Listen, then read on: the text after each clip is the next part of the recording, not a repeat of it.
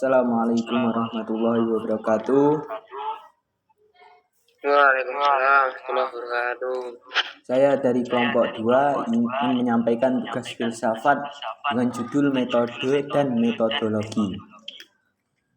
Di sini sebenarnya kami beranggotakan 5 orang.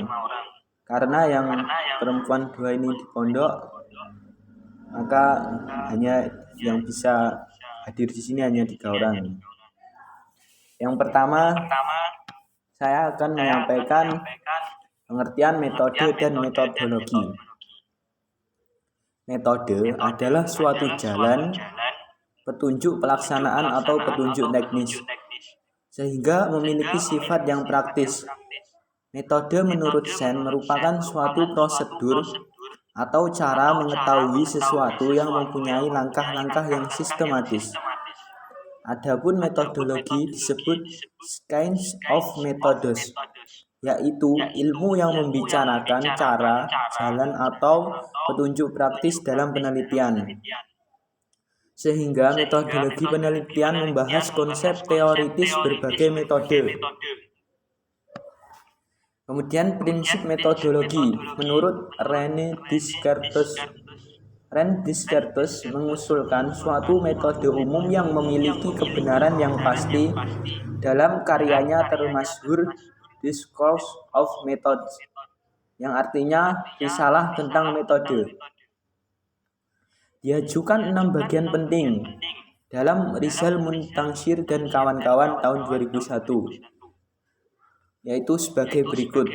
Yang pertama, membicarakan masalah ilmu-ilmu yang diawali dengan menyebutkan akal sehat atau common sense yang pada umumnya dimiliki semua orang. Menurut Descartes, akal sehat ada yang kurang, ada pula yang lebih banyak memilikinya, namun yang terpenting adalah penerapannya dalam aktivitas ilmiah. Kemudian yang kedua adalah menjelaskan kaidah-kaidah pokok tentang metode yang akan dipergunakan dalam aktivitas ilmiah. Bagi Descartes, sesuatu yang dikerjakan oleh satu orang lebih sempurna daripada yang dikerjakan oleh sekelompok orang secara patungan. Yang ketiga, menyebutkan beberapa kaidah moral yang menjadi landasan bagi penerapan metode, yaitu sebagai berikut. A. Mematuhi undang-undang dan adat istiadat negeri. Di samping itu juga kita berpegang pada agama yang diajarkan sejak masa kanak-kanak. B. Bertindak tegas dan mantap pada pendapat yang paling meyakinkan maupun yang paling meragukan. C. Berusaha lebih mengubah diri sendiri daripada merombak tatanan dunia. Kemudian yang keempat, menegaskan pengabdian pada kebenaran yang acap kali terkecoh oleh indera, ujar Descartes. Kita dapat saja meragukan segala sesuatu, namun kita tidak mungkin meragukan kita sendiri yang sedang dalam keadaan ragu-ragu. 5. Menegaskan perihal dualisme dalam diri manusia yang terdiri atas 2 substansi, yaitu substansi yang pertama yaitu res cogitans atau jiwa bernalar dan rex extensa jasmani yang meluas. Tubuh atau res extensa diibaratkan dengan mesin yang tentunya karena ciptaan Tuhan maka tertata lebih baik. 6. 2 jenis pengetahuan, yaitu pengetahuan spekulatif dan pengetahuan praktis. Pengetahuan praktis terkait dengan hal objek-objek konkret seperti air, api, udara, planet, dan lain-lain. Sedangkan pengetahuan spekulatif menyangkut hal-hal yang bersifat filosofis. Berkat kedua pengetahuan inilah manusia menjadi penguasa alam. Menurut Alfred Julius Ayer, pemikiran Ayers termuat dalam bukunya yang berjudul Language, Truth and Logic tersebut. Ajaran terpenting yang terkait dengan masalah metodologis adalah prinsip verifikasi. Pada mulanya, perbincangan mengenai prinsip verifikasi ini mengacu pada metode ilmiah yang diterapkan dalam bidang fisika modern atau kritik terhadap metode fisika klasik Isaac Newton. Kritik yang dilancarkan Einstein terhadap konsep Newton itu telah mengilhami tokoh-tokoh positivisme logik seperti Moritz Schlick dan Rudolf Carnap yang pada dasarnya mempunyai latar belakang pendidikan sains yang cukup kuat. Kemudian mereka menerapkan prinsip verifikasi yang semula dipergunakan dalam bidang fisika itu ke dalam teknis analisis bahasa. Sebab bagi positivisme logik, sesuatu yang tidak dapat diukur atau ditasdidkan itu tidak mempunyai makna. Dengan demikian, makna sebuah proposisi tergantung apakah kita dapat melakukan verifikasi terhadap proposisi yang bersangkutan. Tokoh pemula positivisme logik seperti Moritz Schlick misalnya menafsirkan verifikasi ini dalam pengertian pengamatan empirik secara langsung bahwa hanya proposisi yang mengandung istilah yang diangkat langsung dari objek yang diamati. Ini dinamakan kalimat protokol. Itulah yang benar-benar mengandung makna. Ayers memperluas prinsip verifikasi dalam pengertian berikut.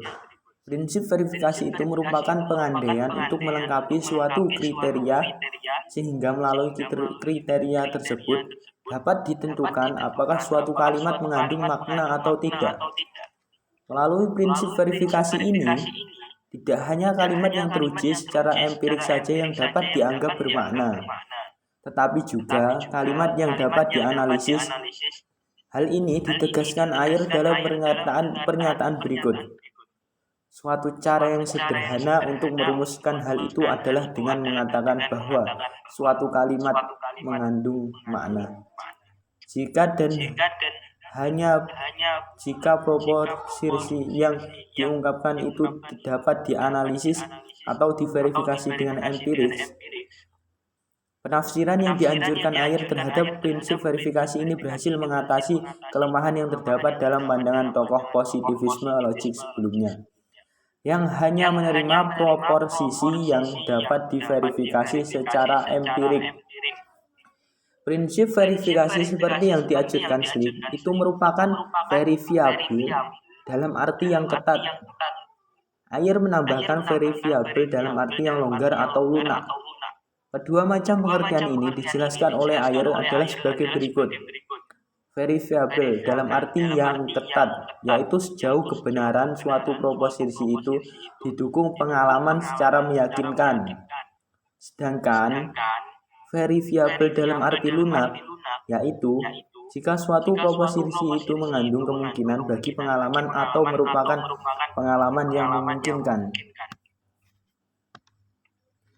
Menurut Karl Raimund Popper, seorang filsuf kontemporer yang melihat kelemahan dalam prinsip verifikasi berupa sifat pembenaran, justification, terhadap teori yang telah ada.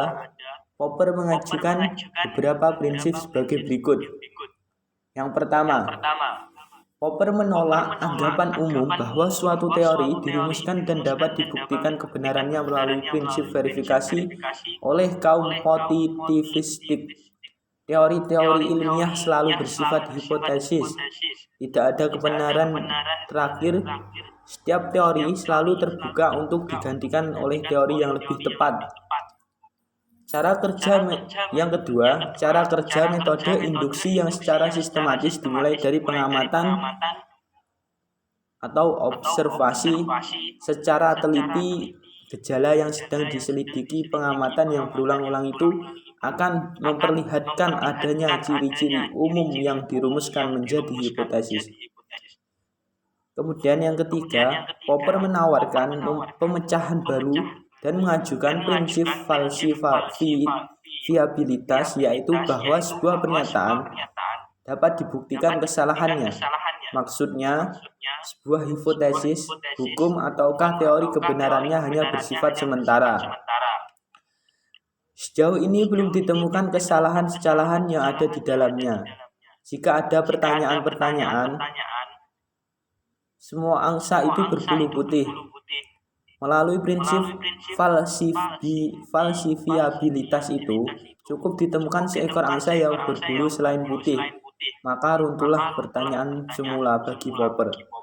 Ilmu pengetahuan dapat berkembang maju manakala suatu hipotesis telah dibuktikan salah, sehingga dapat digantikan dengan hipotesis baru.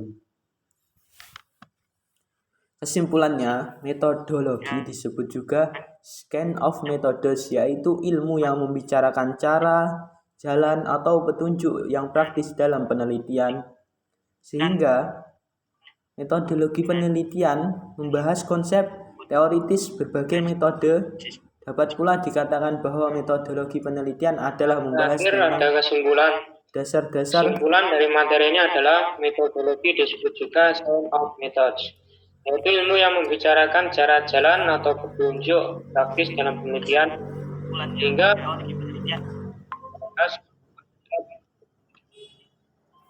dapat pula dikatakan bahwa metodologi penelitian adalah membahas tentang dasar-dasar ilmu dari metode penelitian.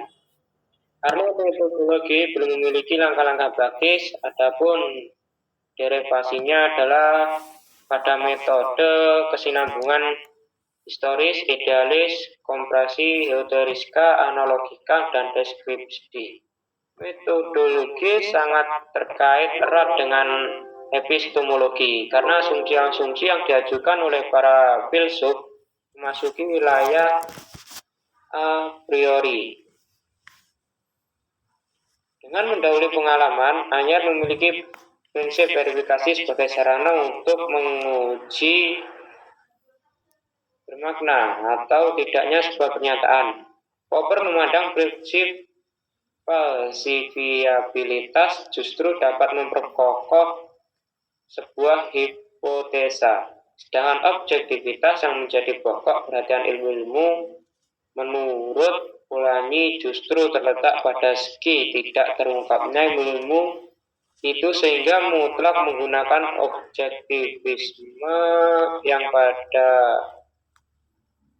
inspirasinya akan mencerminkan objektivitasnya. Sekian yang dapat kami sampaikan, kurang lebihnya mohon maaf. Wassalamualaikum warahmatullahi wabarakatuh. Waalaikumsalam warahmatullahi wabarakatuh.